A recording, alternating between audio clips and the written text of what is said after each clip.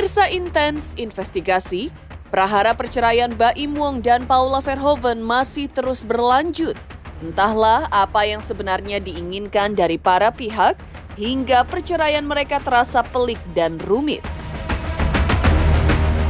Bahkan ada kesan ingin saling menjatuhkan di antara keduanya, dan mantan pasangan suami istri ini juga sama-sama yakin mempertahankan opini mereka sekalipun sudah ada bukti. Namun meskipun ada bukti kembali dipermasalahkan karena bukti-bukti tersebut beredar luas ke publik yang membuat pihak Paula pun menempuh langkah hukum ke Komisi Yudisial dan ke Badan Pengawas Mahkamah Agung. Di antaranya beredar di publik terkait hasil putusan persidangan yang menyebutkan Paula terkena penyakit sebelum menikah. Lalu Paula disebut sebagai istri durhaka. Lalu seperti apa tanggapan kuasa hukum Paula atas semua perihal tersebut? Akankah Paula mengambil langkah tegas terkait beredar rekaman percakapannya dengan Baim? Dan benarkah pengambilan gambar, rekaman suara atau video harus sesuai atau harus persetujuan para pihak? Benarkah menurut kuasa hukum Paula soal tudingan perselingkuhan dan perzinahan tidak ada bukti-buktinya di persidangan dan yang ada hanyalah prasangka semata? Lantas apakah nusyus itu hanya berlaku kepada istri saja? Lalu bagaimana dengan suami yang melakukan kekerasan fisik, psikis, hingga mempermalukan istri dan tidak memperhatikan tumbuh kembang anak? Bisa dikatakan suami yang nusyus terhadap istri? Pemirsa, bersama Intens Investigasi, kami hadirkan kabar terkini, terpercaya dan teraktual. Tetapi sebelumnya jangan lupa untuk like, subscribe, dan juga share channel YouTube ini.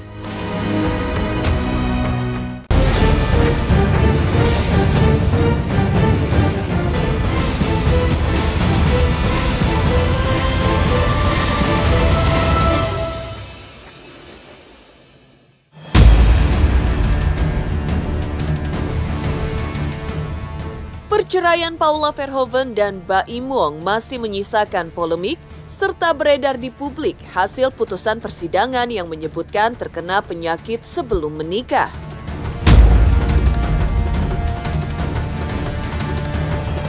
Dan disebut sebagai istri yang durhaka serta mengadukan ke Komisi Yudisial dan Bawas MA. Di sisi lain beredar rekaman suara antara Baim dan Paula. Menurut kuasa hukum Paula Verhoeven yaitu Siti Aminah, karena kita sudah memiliki undang-undang yaitu Undang-Undang Data Pribadi dan ITE yang mensyaratkan pengambilan gambar, rekaman suara dan video harus sesuai atau harus persetujuan para pihak. Sebab itu kalau tidak sepertujuan para pihak, maka akan melawan hukum karena sudah melanggar hak konsen dan privasi seseorang. Menurutnya juga rekaman yang dijadikan alat kontrol oleh Baim untuk menunjukkan dominasi di mana Paula memilih diam dan memilih tidak melanjutkan pertengkaran. Selain itu, setiap kali pertengkaran itu pun direkam tanpa izin Paula. Namun kini meski akan terus berjuang untuk memperoleh keadilan, namun ditegaskan Siti Aminah, saat ini pihak Paula masih berkonsentrasi pasca putusan perceraian, termasuk fokus juga dengan pengaduan ke Komisi Yudisial dan Bawas MA, di mana masih mempelajari perihal dugaan pelanggaran data pribadi, ITE, dan kesehatan. Setelah mempelajarinya, baru nanti akan menentukan langkah-langkah berikutnya, termasuk masalah hak tumbuh kembang anak.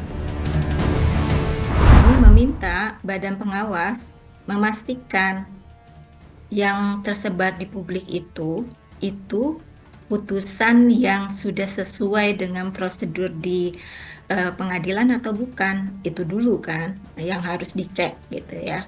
Karena kalau berdasarkan SK 144 Mahkamah Agung, putusan perceraian itu nomor perkara pun itu tidak boleh disebut, identitas para pihak tidak boleh disebut, kemudian hal-hal yang bersifat pribadi, nama anak, misalkan kemudian tempat tinggal gitu ya, itu adalah hal-hal yang tidak boleh disebarluaskan gitu ya.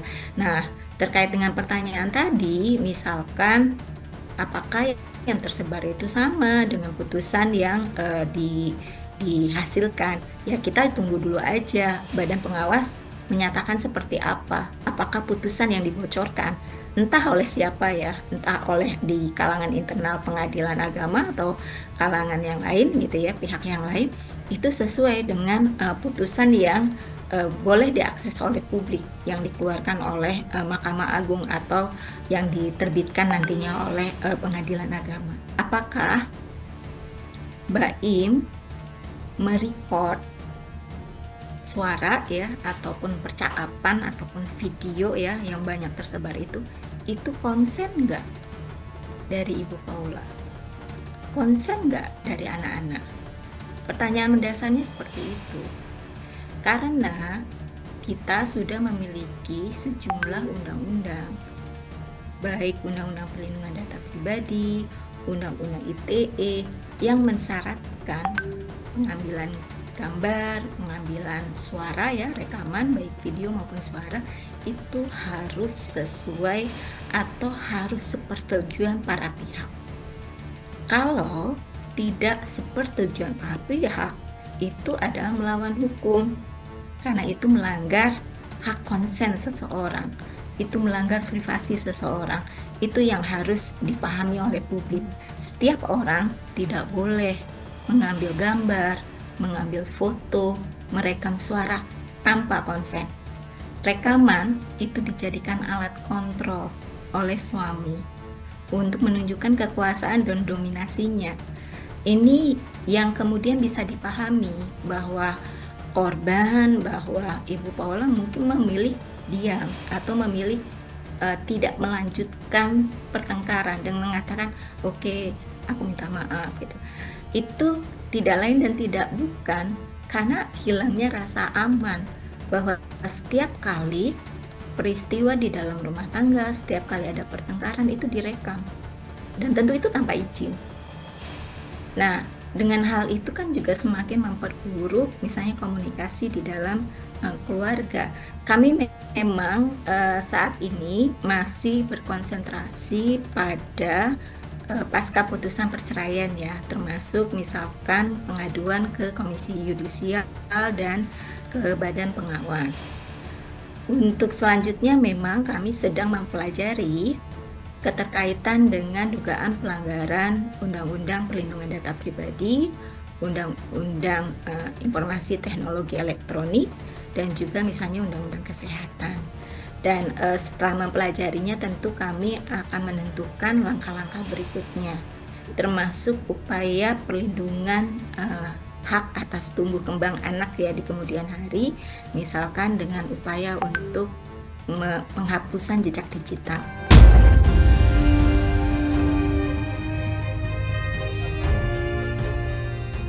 Menurut Siti Aminah juga terkait status HIV itu yang berhak menyatakan dirinya HIV adalah orang bersangkutan serta tidak diperbolehkan bertanya karena melanggar hak privasi. Jadi kalau Baim Wong sudah tes HIV, menurutnya silakan saja karena mentaati aturan-aturan yang di negara kita bahwa status HIV hanya bisa dideklarasikan berdasarkan konsen dari orang yang bersangkutan saja. Selain itu, kalau Baim Wong mau tes HIV dimanapun itu adalah hak dia. Sementara itu, terkait tudingan perselingkuhan, menurut Siti Aminah, bukti-bukti di persidangan tidak ada, yang ada hanya prasangka. Menurutnya, apa yang disampaikan tidak sesuai dengan konteks yang ada, karena tidak ada bukti perselingkuhan atau perzinahan. Menurutnya harus fair, apakah nusyus itu hanya untuk istri? Bagaimana dengan suami?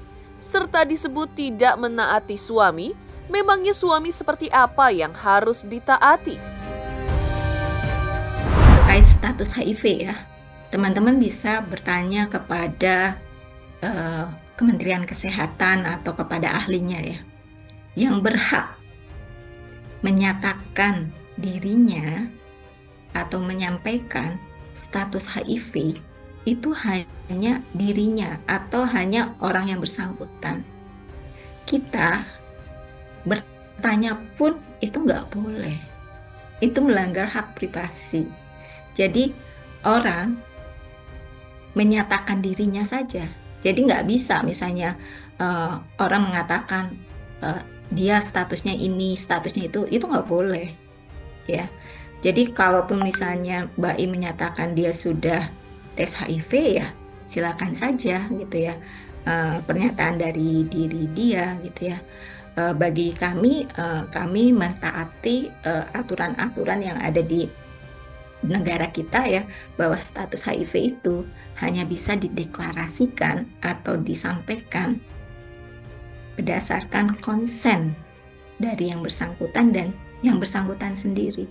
Itu sih, kalau misalnya dia mau tes HIV dimanapun gitu ya, ya terserah gitu ya, itu hak-hak dia gitu. Kalau dari bukti-bukti yang ada di persidangan itu tidak ada ya perselingkuhan, tidak ada orang ketiga. Yang ada adalah prasangka. Nah, prasangka atau cemburu lah bisa dikatakan gitu. Nah, prasangka itu lahir dari apa? Prasangka itu kan lahir dari dominasi ya, dari relasi yang tidak setara antara laki-laki dan perempuan. Kemudian cemburu itu kan bentuk kontrol, bentuk upaya untuk mengontrol perempuan untuk tanda kutip tunduk gitu ya.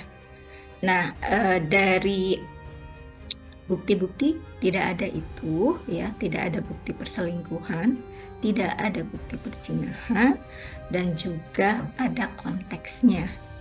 Jadi apa yang disampaikan kerap kali di publik itu tidak sesuai dengan konteks yang ada.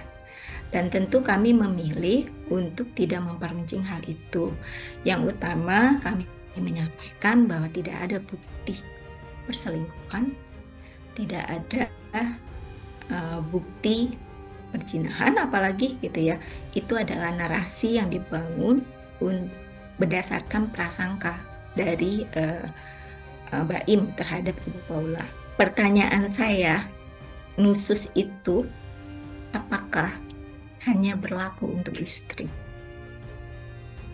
Apakah suami yang melakukan kekerasan fisik, kekerasan psikis, kekerasan ekonomi, mempermalukan istri, ya, tidak memperhitungkan tumbuh kembang anak, itu tidak dikategorikan suami yang nusus.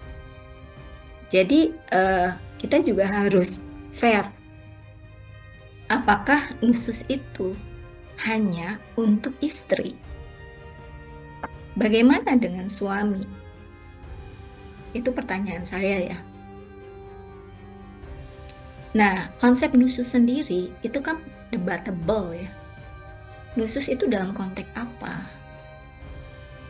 Apakah misalnya tidak mentaati suami itu suami yang seperti apa yang harus ditaati? Itu kan juga perdebatan ya, yang mungkin teman-teman bisa menanyakan kepada tentu ya ulama yang memiliki perspektif gender gitu ya.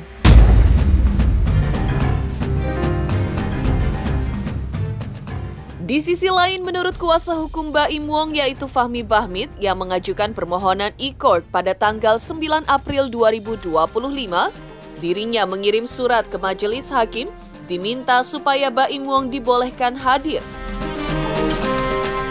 Menurutnya, datang ke persidangan itu bukan diundang, tapi kemauan sendiri, serta mengajak Baim hadir karena ingin mendengarkan langsung hasil putusannya.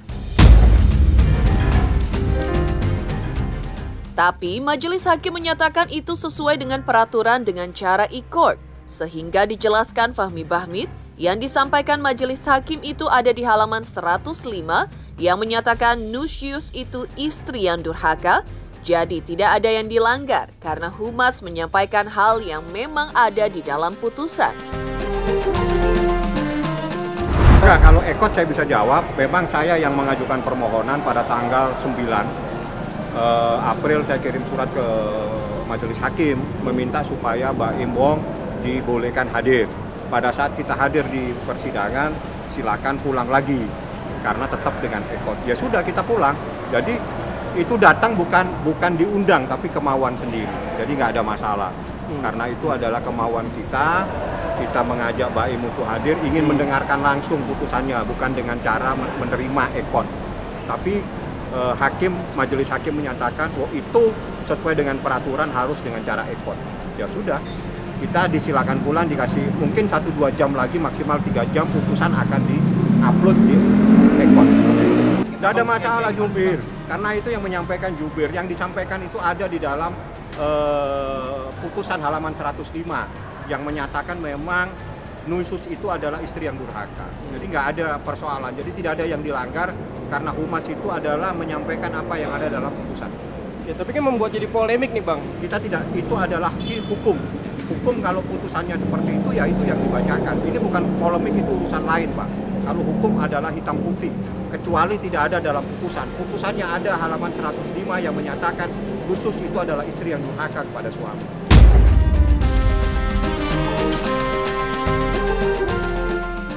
Jika pihak Paula masih terus mempelajari hasil putusan Dewan Hakim Pengadilan Agama Jakarta Selatan yang dilakukan secara e-court pada 16 April 2025 lalu, maka Baim Wong kemarin genap berusia 44 tahun. Lalu seperti apa Baim merayakan ulang tahunnya di tengah beredarnya kabar Paula terpapar HIV? Dan benarkah kali ini ia hanya merayakannya bersama kakak-kakaknya saja dan tampak happy? Selamat untuk Intens Investigasi karena sudah mencapai 3 juta subscribers di YouTube. Sukses selalu dan all the best. Oke.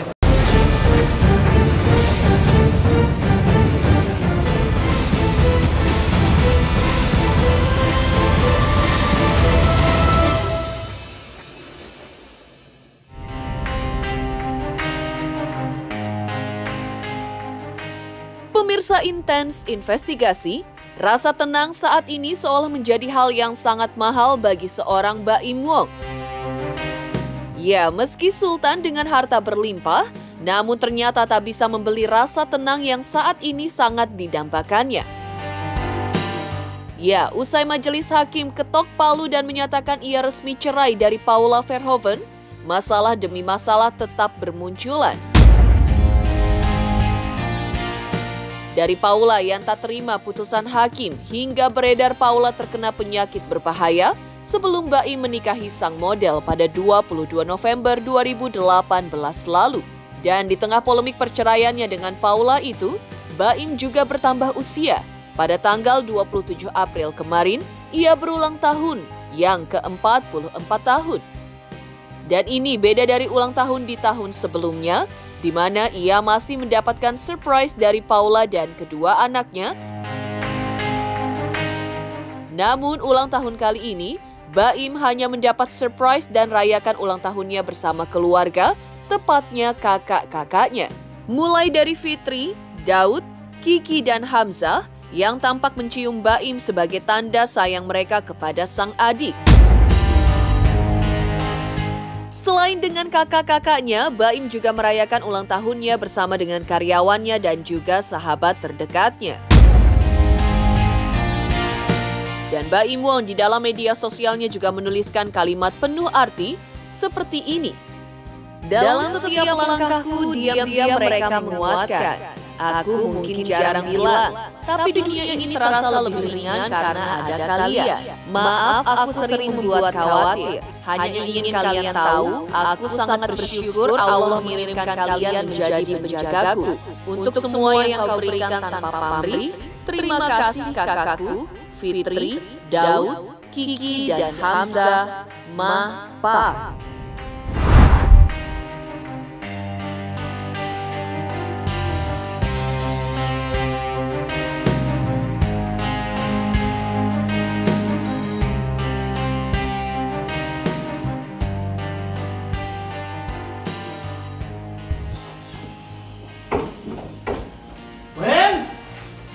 Bangun Kak, gua mau masuk ya.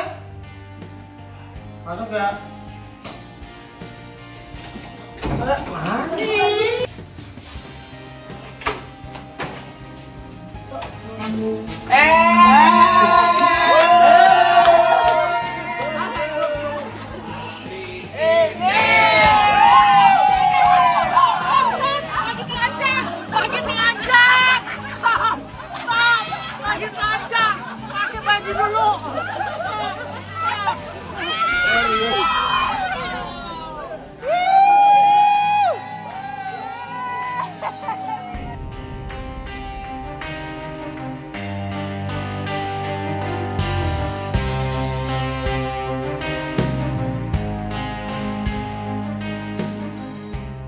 Demikian pemirsa kabar terkini, terpercaya dan teraktual yang kami hadirkan hari ini. Saksikan terus Intens Investigasi setiap hari Senin sampai dengan Jumat tayang 5 kali sehari, pada Sabtu tayang 3 kali sehari, yaitu pada pukul 11 siang, 12 siang, 3 sore, 5 sore, dan 6 sore tentunya hanya di YouTube channel.